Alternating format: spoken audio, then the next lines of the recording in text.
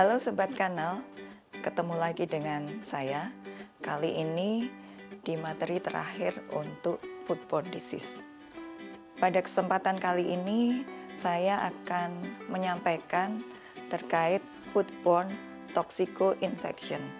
Jadi, foodborne toxico-infection ini adalah penyakit bawaan makanan yang disebabkan oleh baik toksin maupun sel hidup yang menginfeksi tubuh kita ketika kita mengkonsumsi makanan yang mengandung toksin maupun sel hidup.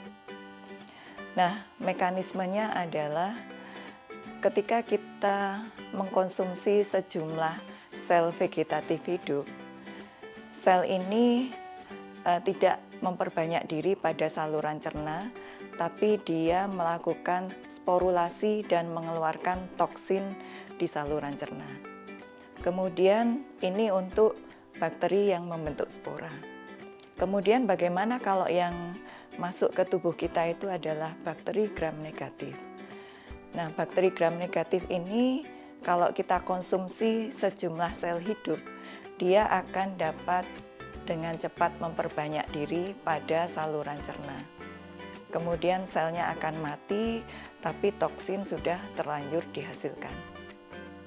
Nah, toksin dari kedua golongan bakteri ini, baik bakteri pembentuk spora maupun bakteri gram negatif, ini dapat menimbulkan gejala gastroenteritis. Nah, tipe dari foodborne toxico-infection ini adalah gastroenteritis yang disebabkan oleh Clostridium perfringens. Kemudian gastroenteritis yang disebabkan oleh Bacillus cereus dan juga kolera yang disebabkan oleh bakteri Vibrio cholera. Yang pertama adalah bakteri Clostridium perfringens. Bakteri ini merupakan bakteri gram positif yang dia dapat membentuk spora.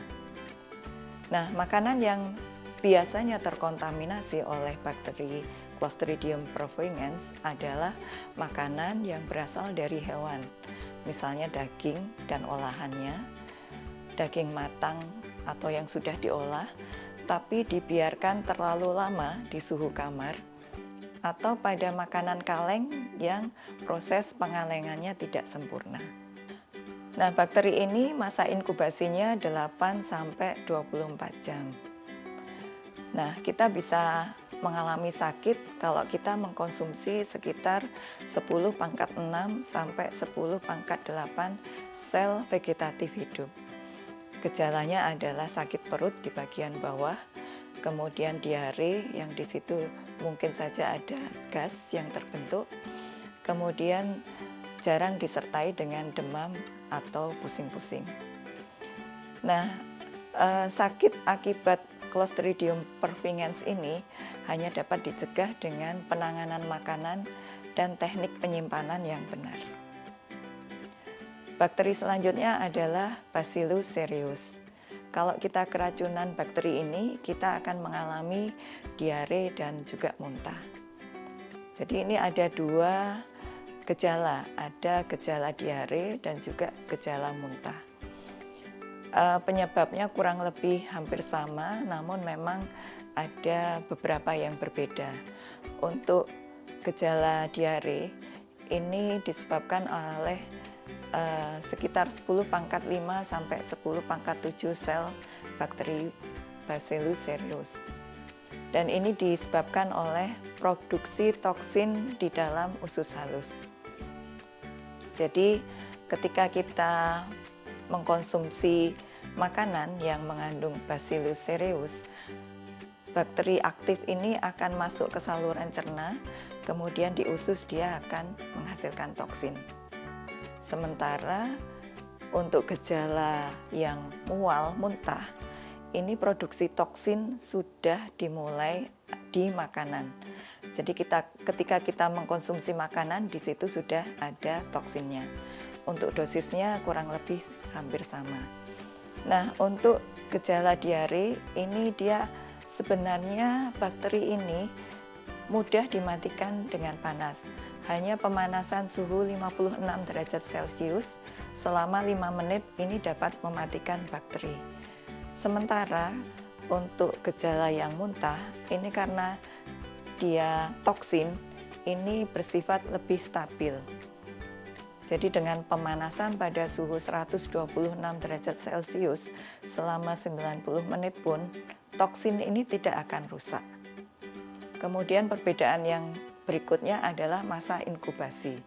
Untuk yang diare ini butuh waktu lama, sekitar 8-16 jam untuk timbul gejala.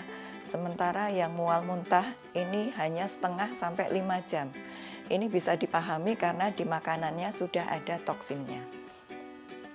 Kemudian masa sakit kurang lebih hampir sama, 6-24 jam. Gejalanya hampir sama juga. Untuk produk yang kemungkinan mengandung bakteri hidup maupun toksin ini sedikit berbeda. Kalau yang bakteri hidup biasanya pada daging, sup, sayuran, puding, dan sebagainya. Kalau yang menyebabkan mual muntah tadi biasanya pada produk nasi goreng atau nasi biasa juga mungkin, yang mungkin dipanaskan berulang-ulang.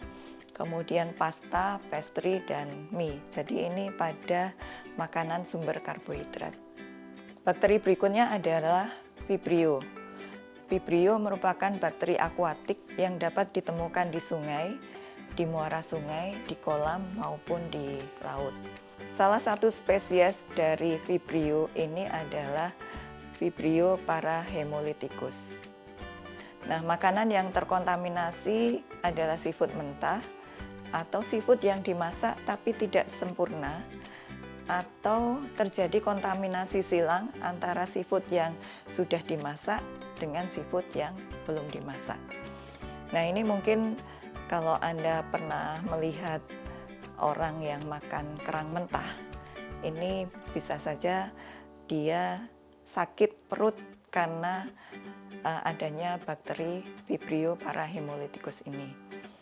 Gejala yang muncul akibat mengkonsumsi bakteri jenis ini adalah diare, kemudian kejang perut.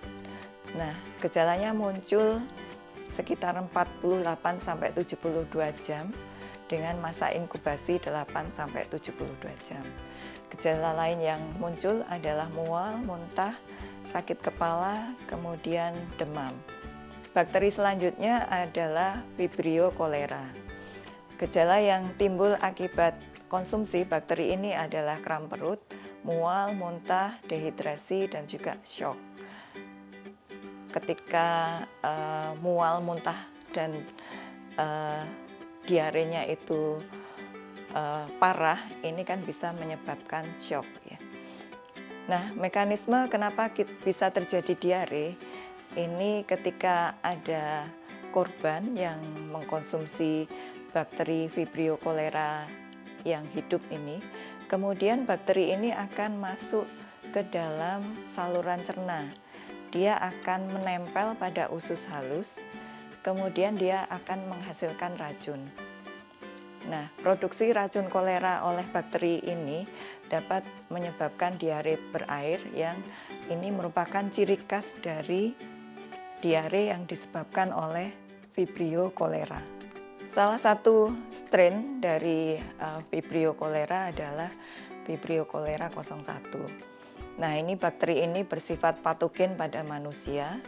Kemudian karena tadi Vibrio merupakan bakteri akuatik, sehingga biasanya dihubungkan dengan air. Jadi mungkin saja kasus keracunan ini disebabkan oleh makanan yang dia sumbernya atau ditemukan di air. Salah satunya adalah seafood ya, karena seafood ini dapat ditemukan dari sumber laut ya. Nah, itu tadi beberapa bakteri yang menyebabkan foodborne toxico-infection.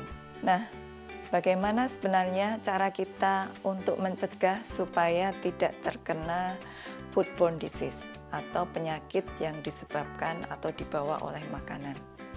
Yang pertama, kita bisa mencuci tangan sebelum makan, atau sebelum mengolah makanan atau setelah keluar dari toilet ya. Kemudian yang kedua, simpan makanan Anda secara aman, yaitu disimpan di bawah suhu 40 derajat Fahrenheit atau di suhu dingin atau di suhu di atas 140 derajat Fahrenheit atau di suhu tinggi. Kemudian yang ketiga adalah cegah kontaminasi silang.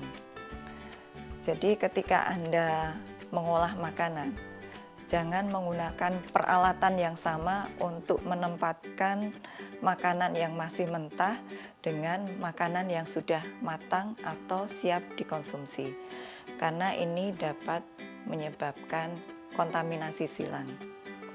Yang keempat adalah cairkan atau thawing makanan beku di refrigerator atau di kulkas.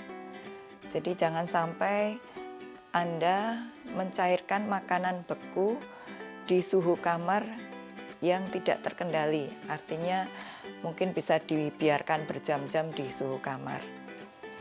Sebaiknya disimpan di suhu dingin atau di kulkas yang suhunya sekitar mungkin 5 derajat begitu, itu bisa dibiarkan sampai semalam.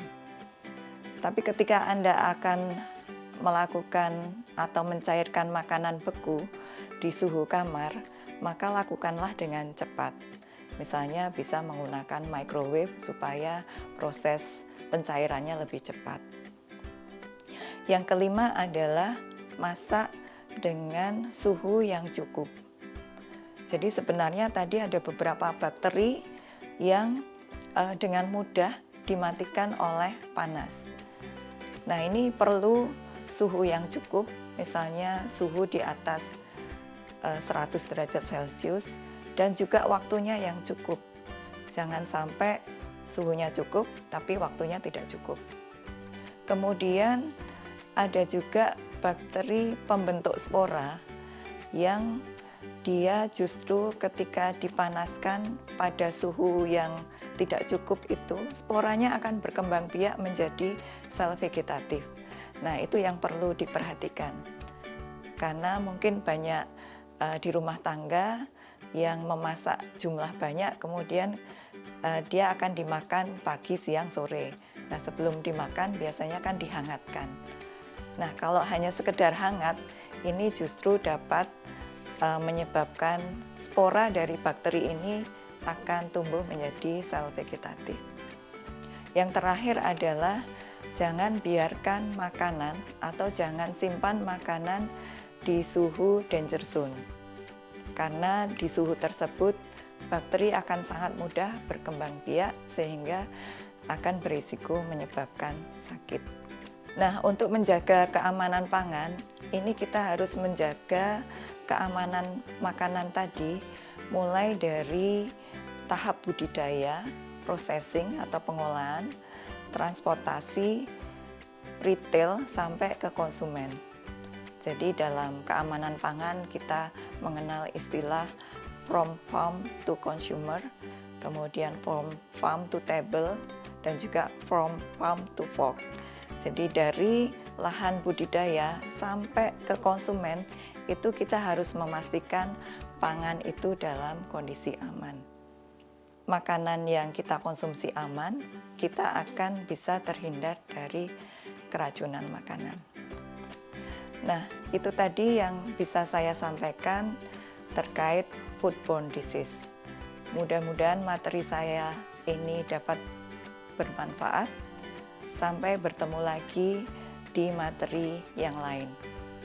Salam Sobat Kanal, terima kasih.